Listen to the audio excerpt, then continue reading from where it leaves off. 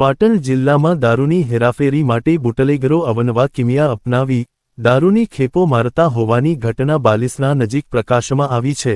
Patan LCB પોલીસે tractor પાછળ રહેલા અને ખેતીના કામમાં ઉપયોગમાં લેવાતા થ્રેસરમાં બનાવેલા ગુપ્તખાનામાંથી 2,95,131 રૂપિયાનો વિદેશી દારૂની બોટલો ઝડપી પાડી હતી, પરંતુ રેડ દરમિયાન એક પણ આરોપી મળી આવ્યો ન હતો। પાટણ એલસીબી પોલીસની ટીમ બલાઇસના વિસ્તારમાં પેટ્રોલિંગમાં હતી ત્યારે બાતમીના આધારે બાલિસના ડેર રોડ ઉપર એક ટ્રેક્ટર જેની પાછળ થ્રેસર લગાવેલ હતો, જેની તલાશી લેતા થ્રેસરના ચોરખાનામાંથી 2,95,131 રૂપિયાનો કિંમતની વિદેશી દારૂની 721 બોટલો મળી આવી હતી। પોલીસે દારૂ તથા ટ્રેક્ટર અને થ્રેસર મળી કુલ 4,95,131 રૂપિયાનો મુદ્દામાલ જપ્ત કર્યો હતો અને મળી નહીં આવનાર મુદ્દામાલ ભરી આપનાર મંગાવનાર અને ટ્રેક્ટર ચાલક તેમજ માલિક વિરુદ્ધ બાલિસના પોલીસ મથકે ગુનો નોંધાવ્યો હતો।